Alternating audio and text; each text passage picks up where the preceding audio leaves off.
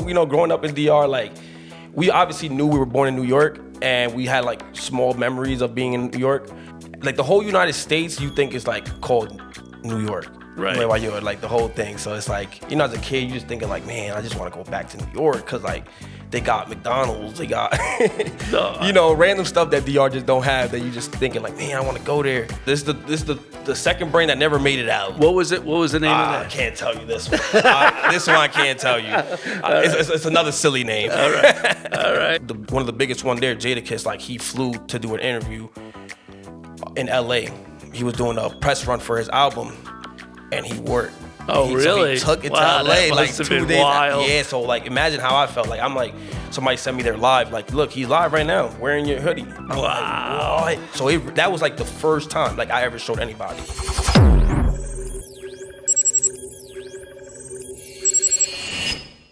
Welcome to Bare Wires. This is our 4th episode, and my name is Brian Heyman. Today we have a special guest, Manny Santana. Been chasing him down for a little while. I'm happy to get him on the show. Manny's an artist, designer, entrepreneur, businessman, and a social influencer. Thanks again for coming. Appreciate it, man. Thank you for having me, Brian. It's I actually had Manny's father on a previous podcast who we met and told, and if you listen to that, the story's pretty good about me getting going here as far as the podcast go. He was kind of the impetus to push me on, and we had a long conversation about you.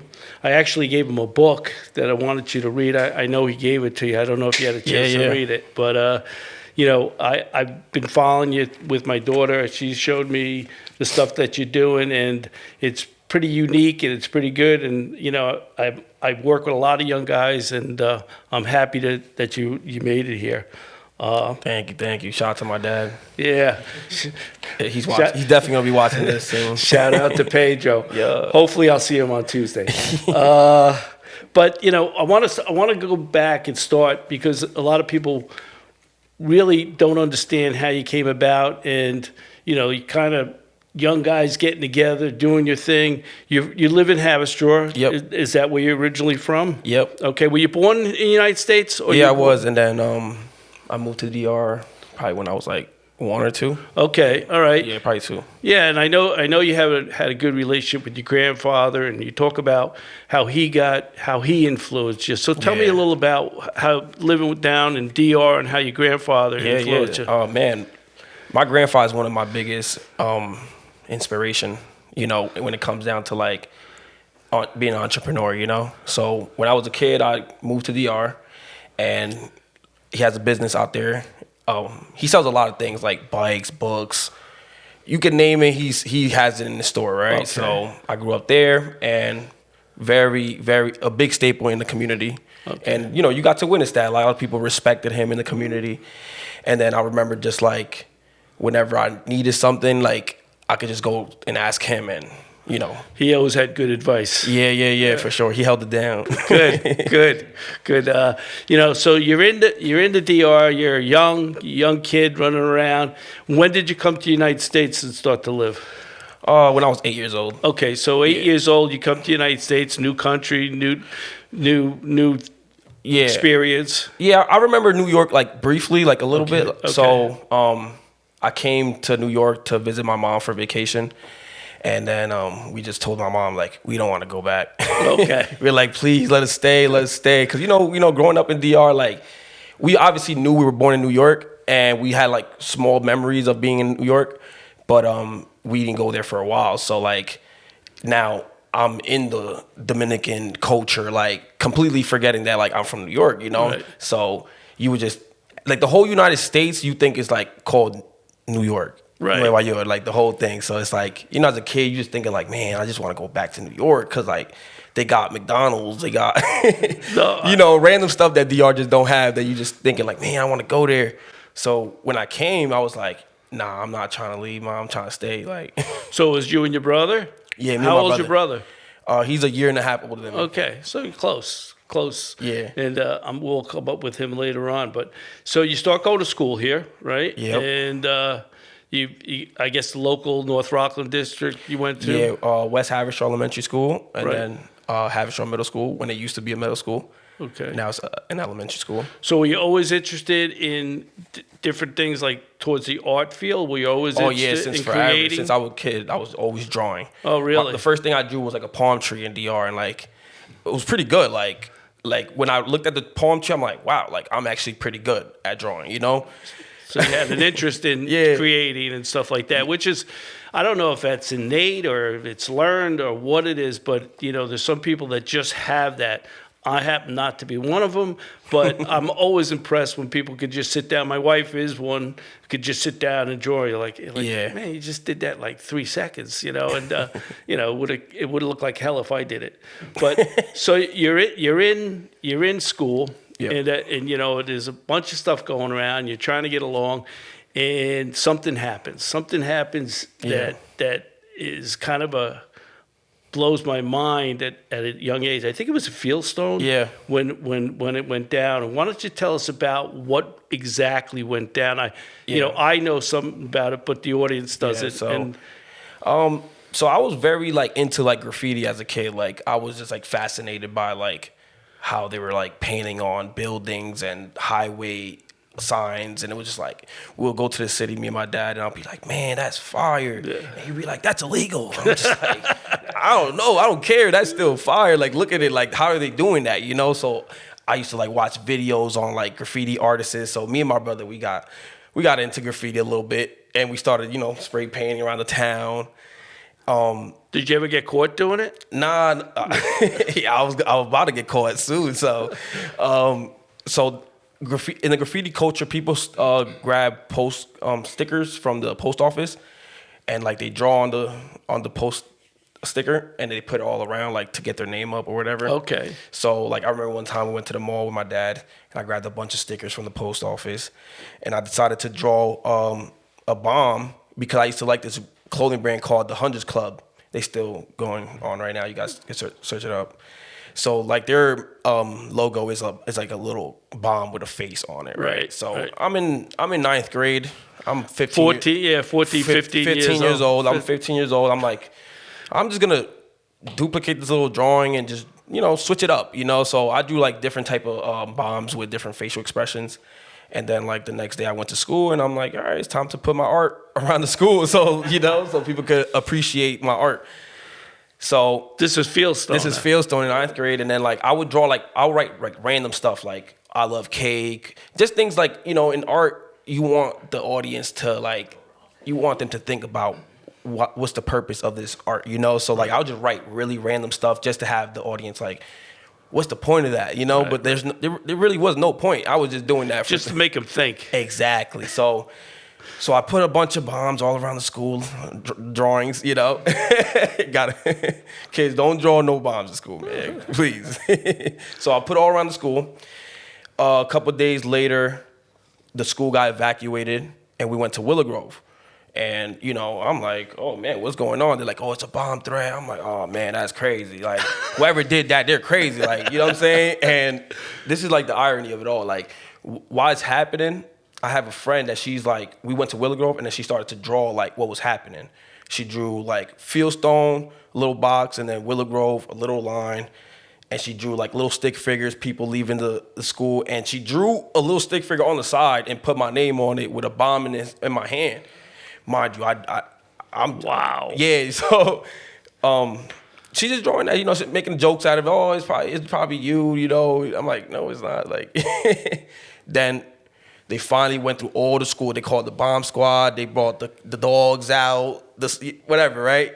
A couple of days later, they went to my classroom and they were like, oh, come with me. And I'm like, oh, what do I do, And they went through my book bag, and I already had like a bunch of that drawing all over my locker room in my locker, and then I had a bunch of those drawings on my notebook. So they know you drew that. Yeah, so they figured it was me because they found it in my locker. So somebody saw that and they interpreted it as a threat? Yeah, and they was like, there must be a bomb here. Somebody's like leaving little clues. Really? That's what they said, yeah. And what year was this? 2009. Okay, so that was in the thick of it when stuff was going on.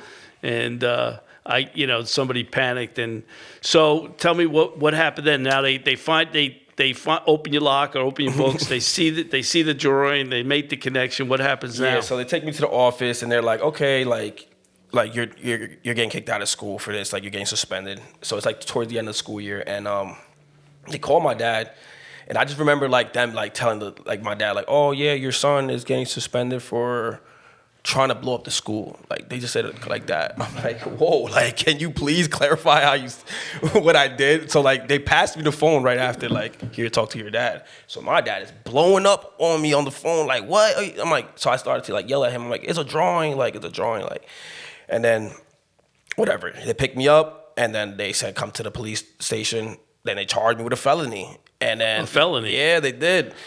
How old were you? 15? 15 years old, yep. Wow. Yeah. So, and they were, telling me, like you said, like how, 9/11, all the stuff, Right. So it's like, yeah, they can't take that, lightly. I ended up going to court for that. Luckily, I was put on probation. It was cool. And then, like, that summer of being on probation, like, I ended up doing graffiti behind ShopRite. And then I got arrested again. And then my dad got fired that same day from his job for something that, it was an accident. Right. I won't tell too much about it, but he got fired that day. So they called him like, come pick up your son from the police station. And I was like, I remember being in the police station like, man, I do not want to go out there. Like, I don't want to go to my dad, like with my dad. Like, they're like, you got to go, man. So then they brought both cases to court. And again, they gave me another chance because, like, I was a good kid, like it was just. So did they catch you doing graffiti the second time? Where? Behind like ShopRite or something? Yeah. You were doing the wall? Yeah, I was. Okay. I was. Were you doing the same thing that you were doing? Nah, this time it wasn't the bomb. I did have a tag that said it was Jesus. I used to write Jesus, and then that same summer, my dad went to DR, and he wanted he wanted my grandfather to give me some advice about like where I'm heading in life and like why did I do what I do, like whatever. So he passed me the phone to my grandfather. He's like, all right, so like, what is this thing that you like painting? Like, why are you getting in trouble? Like, yo, grandpa, I painted Jesus. I wrote Jesus. He's like, what's wrong with that? And I'm like, yeah, I don't know what's wrong with that. So my grandfather's very religious. He's a big Christian.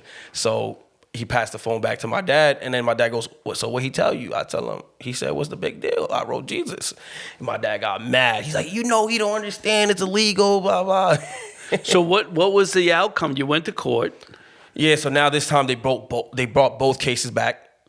I violated the probation and then that one. And again, I just went back to probation.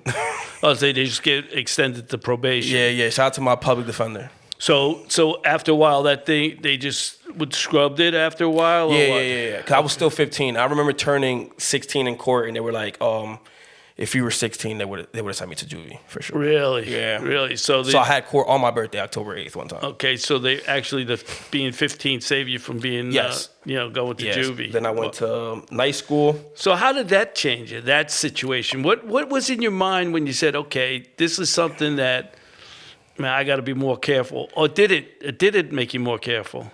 It made me angry because, like the first situation, I felt like it was just blown out of proportion. No pun intended. Right. And the second one, that was definitely my fault. I was like, yeah, what, Right. But it did make me angry because, like, my dad, he was like, oh, you're grounded for a whole year. And I'm like, a whole year? Like, yeah, a whole year. Wow. And I'm like, I started to complain. I'm like, oh, you want to make it 2 years? So I'm like, all right, it's just 1 year. So for that whole year, my friends were coming over my house. Like, I was not allowed to leave. And I had a friend that was also into the art, and he was like a little bit older than me. And he was like, man, you know what you should do? You should start a clothing brand with the bomb and just like get back at the school, man, for doing you wrong. I'm like, yeah, let's do it. Okay, so you were still angry at this point. You didn't feel like you really did anything wrong. I didn't think I deserved that. Yeah, because they sent me to Railroad, and then they sent me to PM school. No, I know where Railroad. So it was like, all right, guys, and that was like on my first year to go to high school. Like I missed most of my first year. So when I asked you how to change it, so you were angry at this time. Yeah, I was definitely angry. So instead of, saying, well, I'm not doing this anymore, you kind of doubled down. Well, I did stop. I stopped doing graffiti for sure. Okay. But I definitely was angry, like, and it reflected in my art. Cause like I still have some drawings from that time period, and it was very dark, you know, like I was like definitely like expressing myself wrong. Obviously, you know, you're young, you just trying to. So what was this character? Did you have a name for the character? At that time, no, it was mostly just imitating the character from the Hundreds Club. Okay. So after that, like I said, I was basically a probation. I wasn't allowed to leave the house, and then my dad told me like go get a job. So I got a job. I worked at Taco Bell. Okay. Yeah. So I saved money, and then I saved up enough money to like start my first clothing brand in high school. I think it was a sophomore. So how did that come about? You just said I want to start a clothing brand. What was the process that you went through to say, okay, this could work? Well, it was the idea of like I knew I liked art, right? And like that's probably like the next step in art. It's like putting your art on clothes and seeing people wearing it. Definitely one of my friends influenced me. He's like, yeah, I mean, I think you should start a clothing brand. But I didn't have no money at that time when he first told me. So after that, when I did have money, excuse me, around that time I'm gonna just be honest with you, like I was smoking weed, so I started a weed clothing brand, you know. And what was it called? It was called Chronic Vision. Okay. It's pretty silly. I can't believe I just said that on camera. So you started, something that, you're familiar with, Chronic Vision, and that's how things get started. Silly. But so you put it on clothing. Yeah. So you would buy the clothing, and how would you put it on? Yeah, me and my friend, we bought like 200 T-shirts, and like we bought a bunch of like transfer paper that you could print on a regular printer. Okay. And we was heat pressing it with just an iron in his basement. Oh, wow. Yeah, so we ended up selling like maybe like 14 T-shirts. Out of your car or, in school. Oh, in school. Yeah, I was still in high school. You're probably saying, by this time, North Rock is going, oh, man, here we go. I was putting a lot, like, it wasn't just that with the weed. I was also putting like, angry statements on shirts, you know.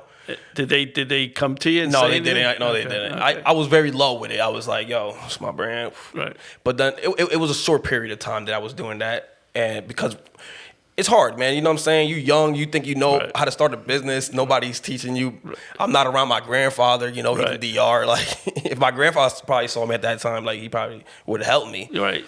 But steer you in the right direction anyway. And the kid I was doing it with, he was going to the Marines soon, so he was like mostly focused on that. Okay. So I was just like, you know what? Like, I'm gonna just give up on that. And I saved money to buy a camera. And then I got into vlogging, shooting music videos.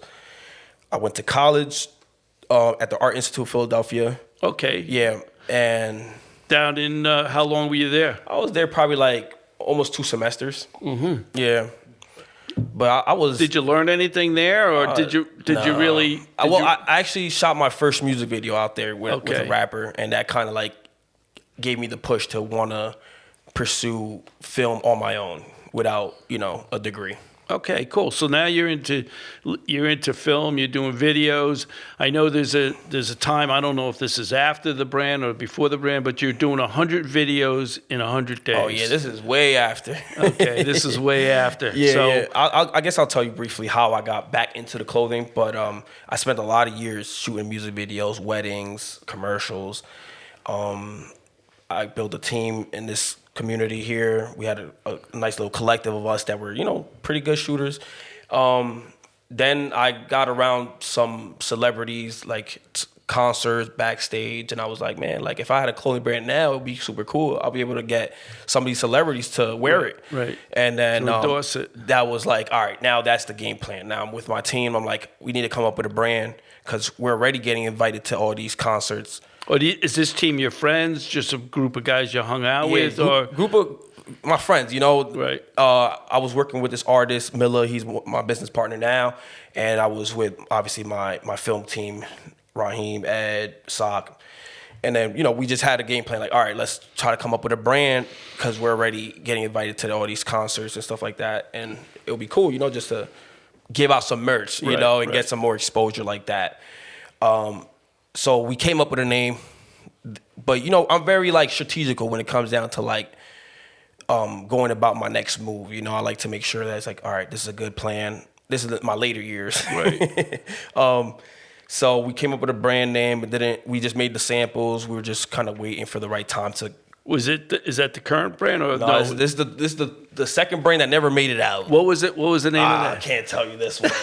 This one I can't tell you. It's another silly name. All right. So it was a silly. I have to ask. Yeah, good. I never gave this one out, but it was a silly name. It never came out. Okay. But again, it reflected on even like where my mindset was at that time. You know, it was like dark. It was dark again. You know, it was like, all right, cool. Then I go to Texas. My friend is wearing a brand called No More Free Shit. And he was getting compliments left and right. Like, that's all I said, no more free shit. And I was like, all right. I'm wearing like the sample of the stuff that I was about to drop, and I was getting no compliments. I'm like, and we're in Texas. I was at South by Southwest. It's like a music festival. Yeah, big festival. Yeah. So I was like, all right, man, like something about just a statement on a shirt, it works. Like it has to be like some kind of psychology where people like are nosy and they want to read it, and if it makes sense and people like it, people will give you the compliment. So I felt it too, like no more free shit. Like as an entrepreneur, I'm like, yeah, I like that, you know. So after we left Texas, we went back to the drawing board. We're like, nah, we gotta scratch that. We need to come up with a statement that when people read it, they're gonna say, yeah, I like that right there, you know. And we were just thinking, and then around that time, you know, on Twitter, a lot of people were making fun of New Yorkers, like New Yorkers are such and such, you know, like, you know, in Twitter, people used to make fun of each other, like, of their states, you know, so people was making fun of New Yorkers around that time, and, like, it made me think, I'm like, wow, man, like, this is kind of all true, like, it's like we're all, like, our own people, like, we're, like, our own nationality, you know? And then I'm saying it, I'm like, it's like, all right, it's like New York is a nationality. It's kind of like that, like, and I'm like, oh man, that's an interesting statement because I felt it, kind of, you know what I'm saying? So I'm like, all right, you know what? Let me see what it looks like on a shirt. I designed some symbols on the back of the shirt that represent New York. Showed it to my friends. I'm like, what do you guys think? It's like, it's pretty long, but like, I get it. You know, I get what you're trying to say with this. I'm like, yeah. So now we sit on the idea, we have it. And then I get booked to shoot a music video for a big artist from New York, Jadakiss, Styles P, Benny the Butcher, and 38 Special. So once I get booked to that, it's like, all right, like these are big New York artists. Is like that. I'm like, all right, if I give them this merch, I'm pretty sure they will like feel it because they're from New York. So I bring the merch to the shoot, and I give it to them after the shoot, and they, oh, this is very nice, thank you. And then like one of the biggest one there, Jadakiss, like he flew to do an interview in LA. He was doing a press run for his album, and he worked. Oh, really? So he took it to LA like 2 days. Yeah, so like imagine how I felt. Like I'm like, somebody sent me there live. Like, look, he's live right now wearing your hoodie. I'm like, what? So that was like the first time like I ever showed anybody. I'm like, and the big artist wearing it. Wow, that must have felt really cool. It was crazy.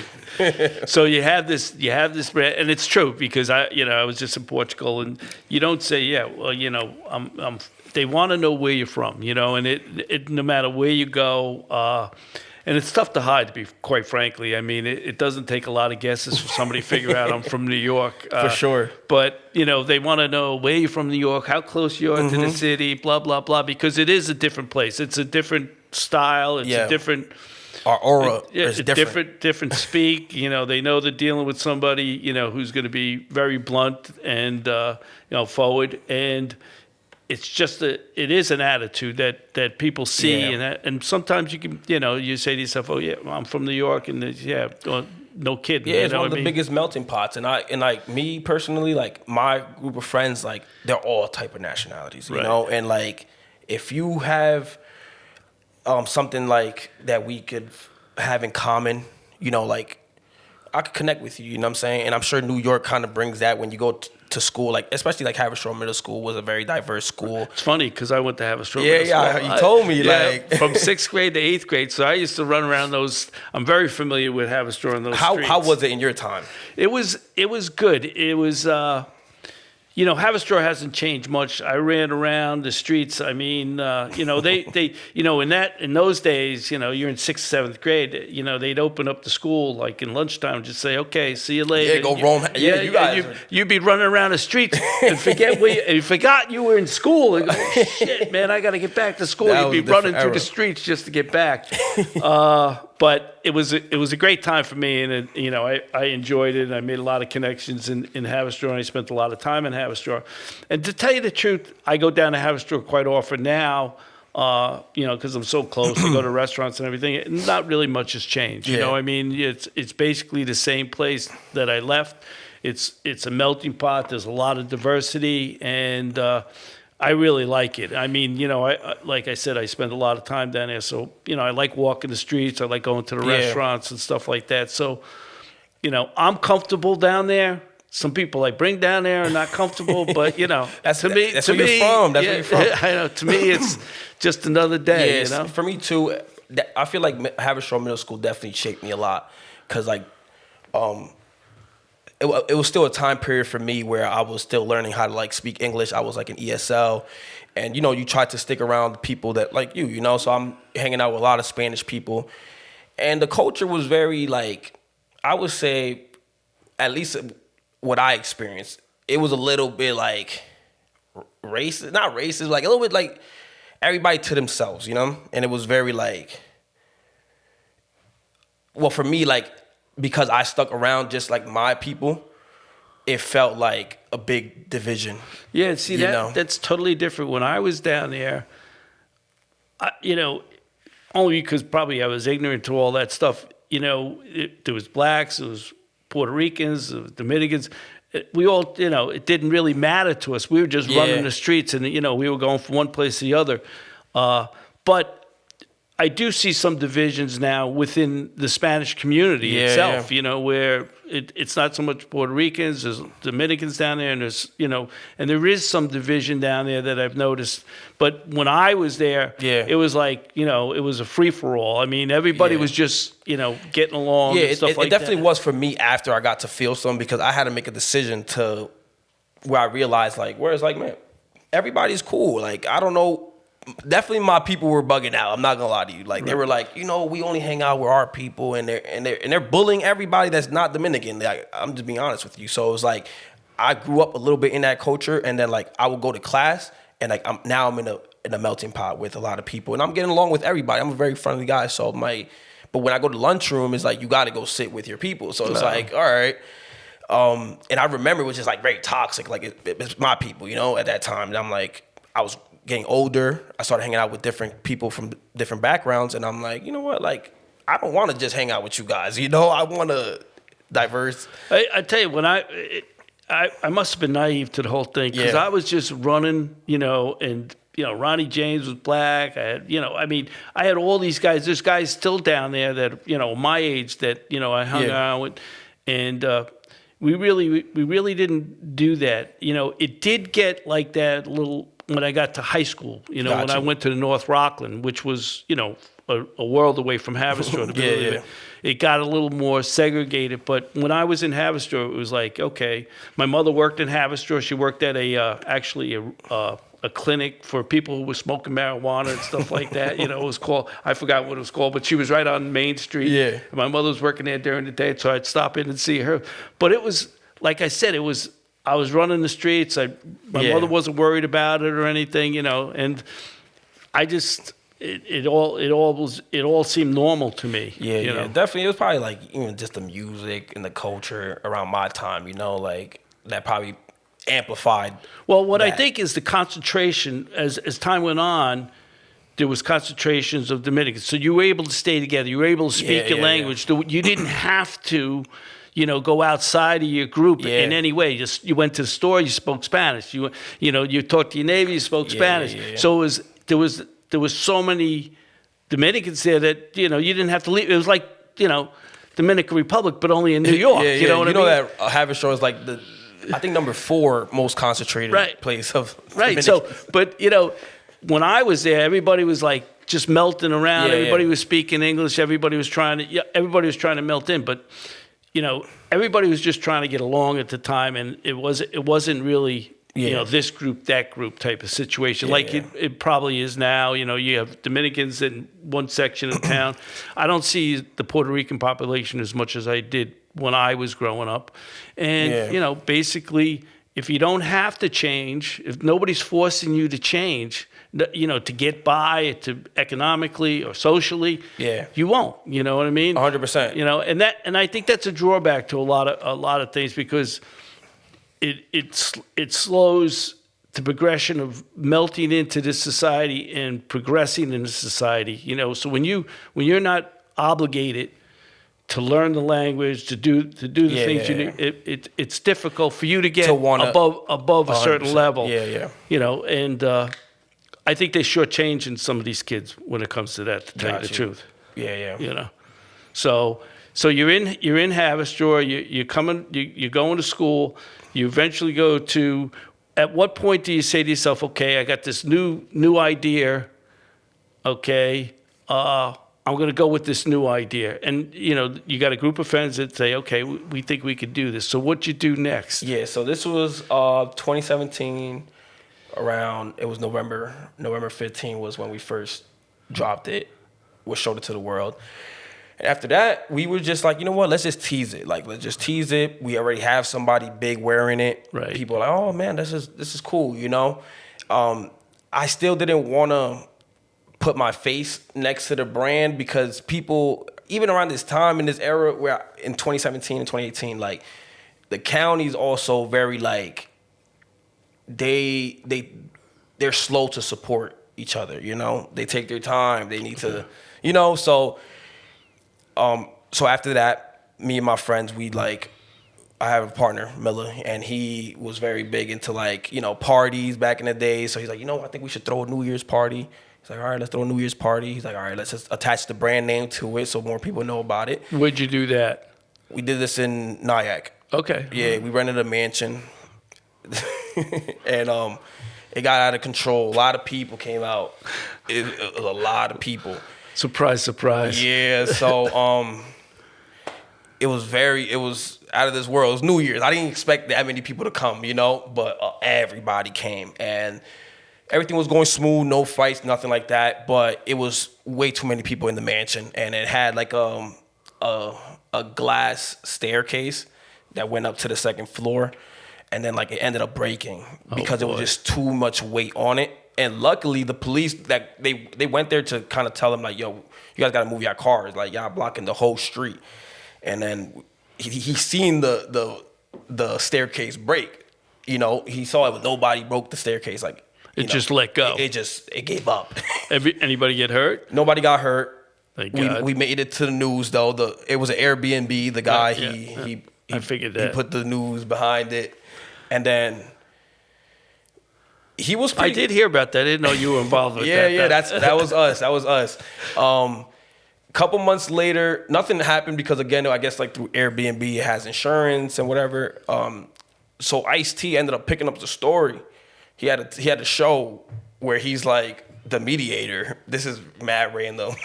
So he picked up the story and he wanted to mediate me, my partner Miller, and me, and the owner of the Airbnb. On the same show? On the show. So they put us in the show. This is all scripted, a little bit scripted. Where he was all right, he's telling us, you guys bugged out. Do you want to give some money to the owner? And my boy's like, nah. You shitted on me on the news. It's it was so crazy. I'm like, what? How did we end up here? Now we're here on a TV show with Ice-T where he's mediating a story that happened in Rockland, So what was the final results of that? He said, the owner just said, he was like, I just want to be invited to the third party. I'm not lying. This is straight up true.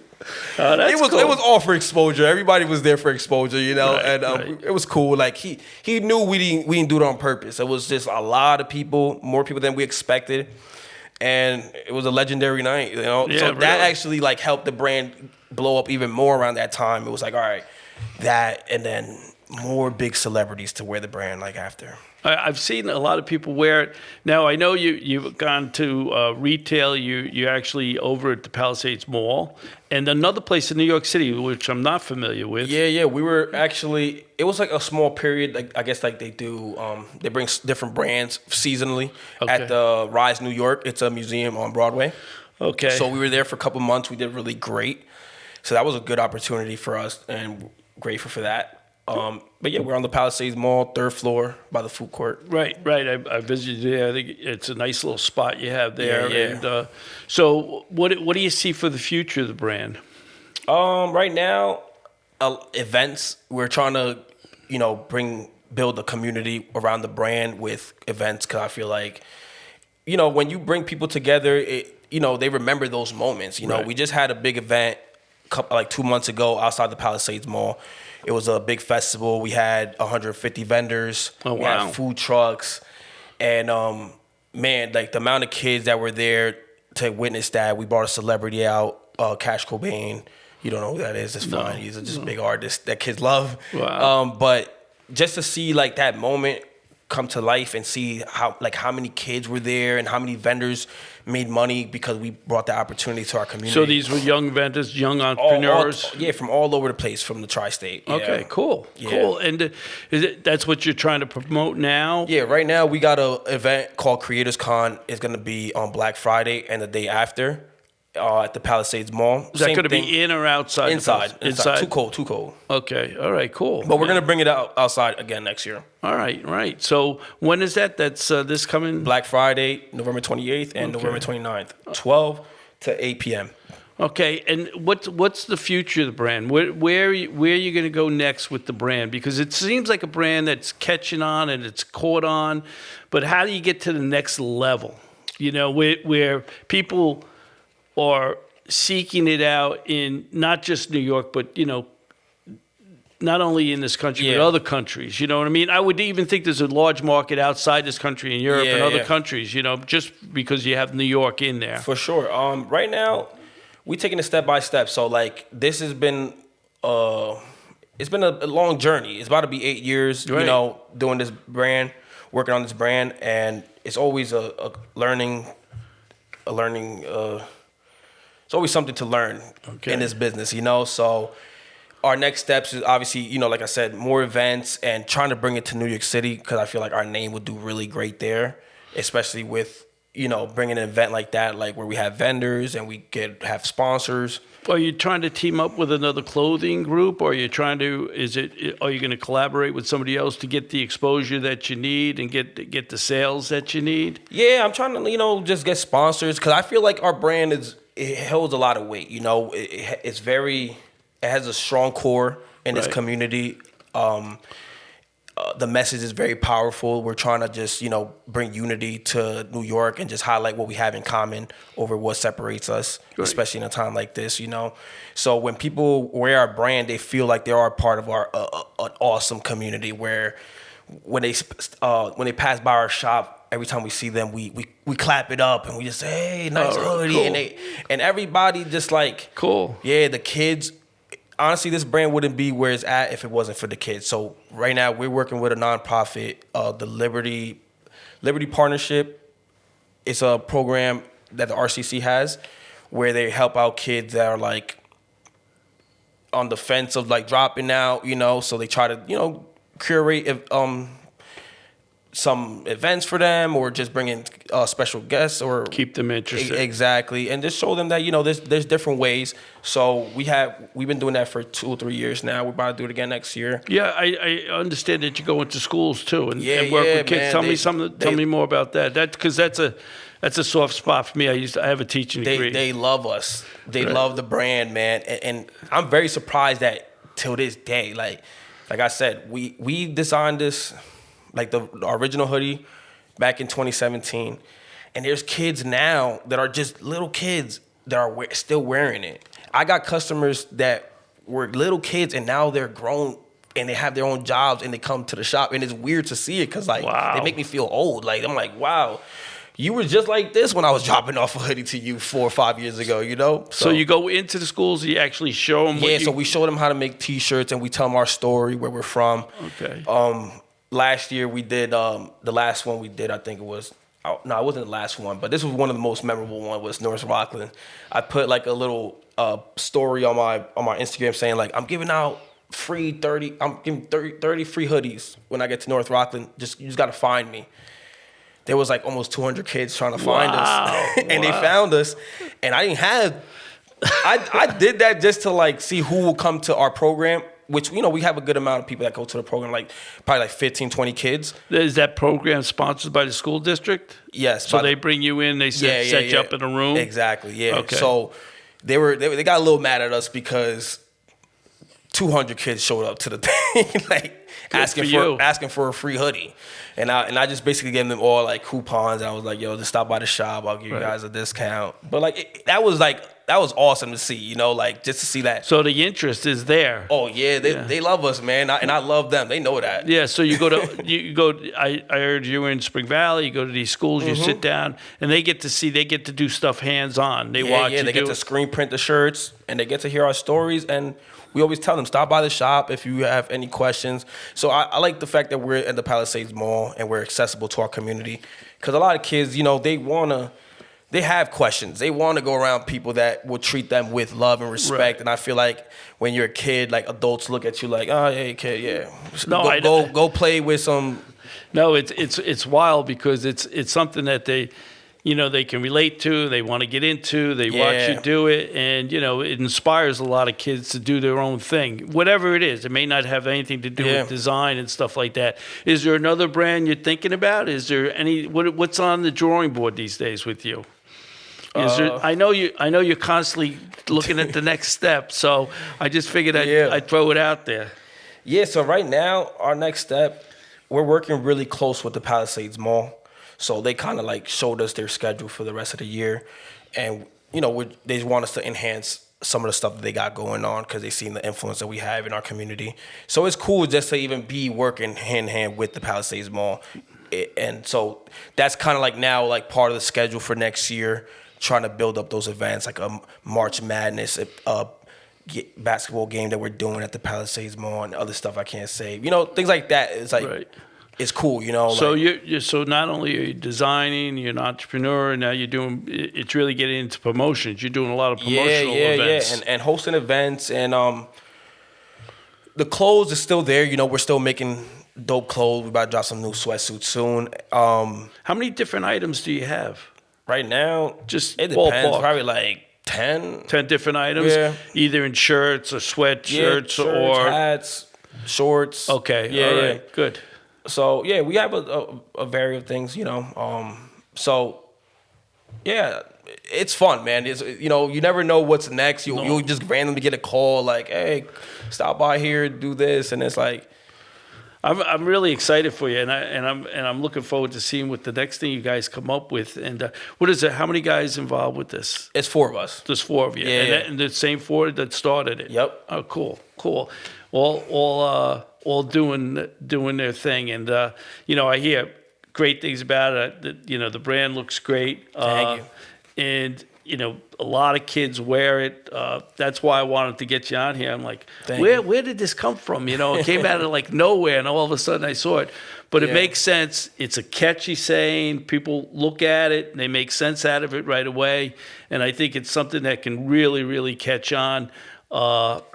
To the extent that I'd like to see it go, countrywide or even international. Thank you. And I think you're on the right track. So one of the places they can get them. Can they get them online?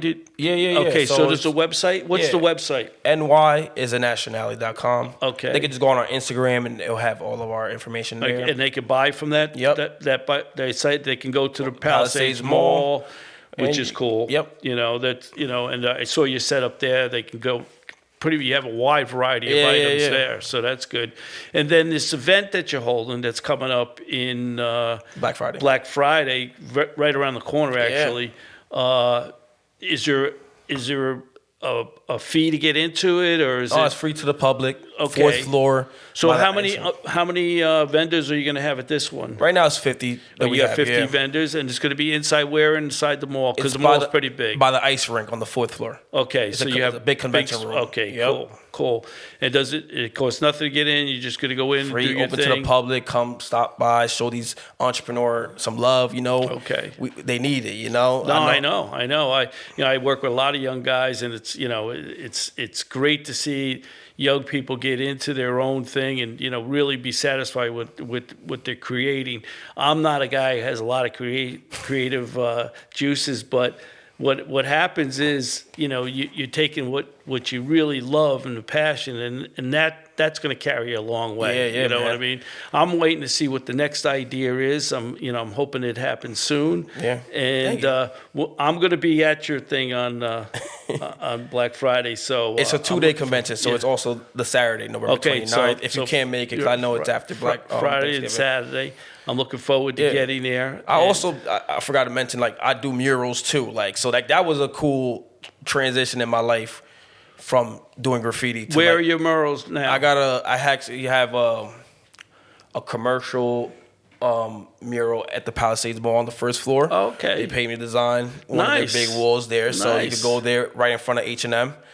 And I did one at a barbershop, sneaker barbershop. There's a bunch. I got 2 murals inside of a car dealership in the Bronx. There's a whole bunch. And tattoo shops. I got like 2 in 2 tattoo shops. We're going to get some pictures of that. We're going to put it on this podcast. I'm going to send it to you. All right, good. And, I saw you do a tremendous job on a person I'm working with, Ryan Hernandez, on his black car service, and it was just a great website. And then I saw you do the filming of the actual cars down on Picture, the river videos, there. art. So I know you're a busy guy. You're doing a lot of work, and I wish you the very best. I'm very excited for you. I think you're going to do great, and I'm really looking forward to the next thing. So we have Black Friday that we're going to make sure that's a big hit. And you'll put out stuff as you go. We're going to also put your link here on the podcast. So if anybody needs to get a hold of you or figure out what you're going to do next, what your schedules are, or where they can get merchandise, that's also going to be on here. I appreciate your time, all right, Brian. man. It's always a pleasure to see you. Thank you very much for being on the podcast. Of course. Great night. Thanks. Thank you.